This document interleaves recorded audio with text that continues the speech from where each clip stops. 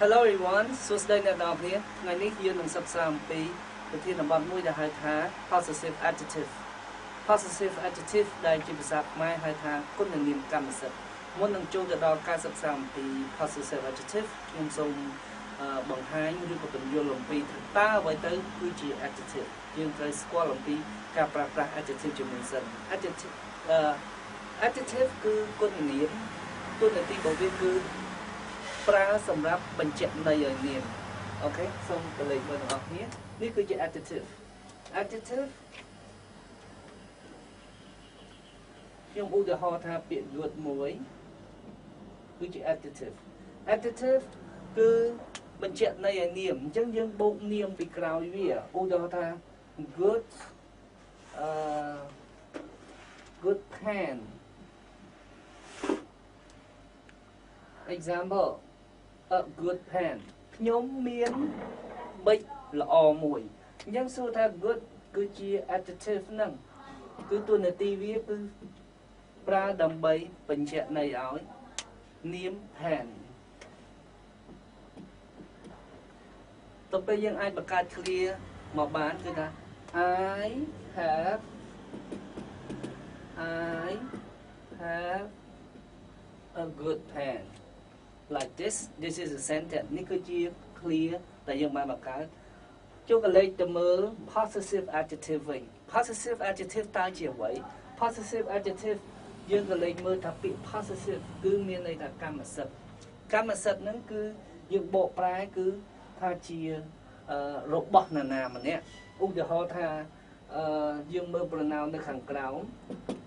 គឺថា possessive adjective my របស់ខ្ញុំ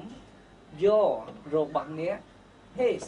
របស់គាត់ her របស់នាង it របស់វា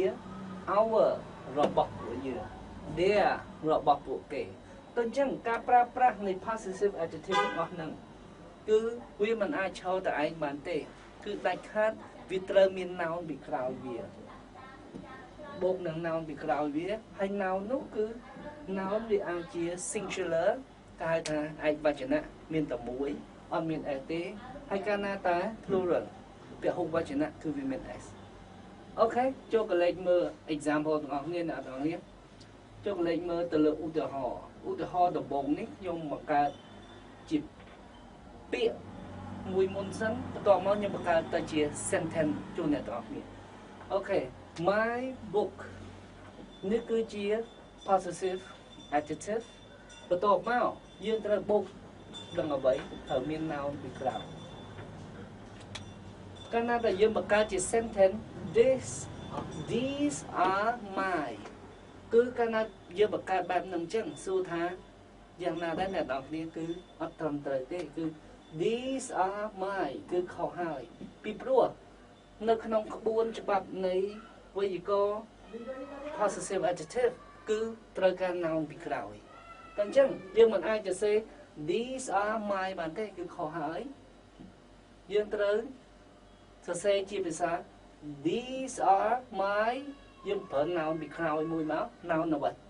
អ្វីក៏បានដែរ my book គឺជា noun ជា plural noun តែអញ្ចឹងយើងត្រូវមាន s ទាំងនេះគឺជាសៀវភៅរបស់ខ្ញុំ our class ថ្នាក់តែមួយទេមិនមែនថ្នាក់ច្រើនទេគឺថ្នាក់របស់ពួកយើង these our គឺសរសេរបែបនេះគឺមិនត្រឹមត្រូវទេយើងត្រូវសរសេរ this is our class ពីព្រោះ our គឺត្រូវមាន noun ពីក្រោយលេខមើលបន្តទៀត their children កូនរបស់ពួកគេ those are their កាលណាយើងសរសេរបែបនេះគឺមិនត្រឹមត្រូវទេពីព្រោះ their នេះគឺជា possessive adjective ត្រូវការ noun ពីក្រោយទៅអញ្ចឹងដើម្បីសរសេរឲ្យត្រឹមត្រូវយើងត្រូវសរសេរ those are their ត្រូវមាន noun ពីក្រោយ children អូខេនេះគឺជាការប្រើប្រាស់ possessive adjective ដែលមានន័យថាគុណនាមកម្មសិទ្ធិហើយគុណនាមកម្មសិទ្ធិហ្នឹងគឺមាន7ហ្នឹងក៏ដូចជាគុណក៏ដូចជា pronoun ផ្សេង đấy hay trời miền nào bị khảo à vậy thì dương trời trong trangคือថាកាលណាចគុណនាមគឺត្រូវមាន noun ពីក្រោយបាទចំពោះវីដេអូសូមចាប់តែប៉ុណ្ណេះសូមអរគុណ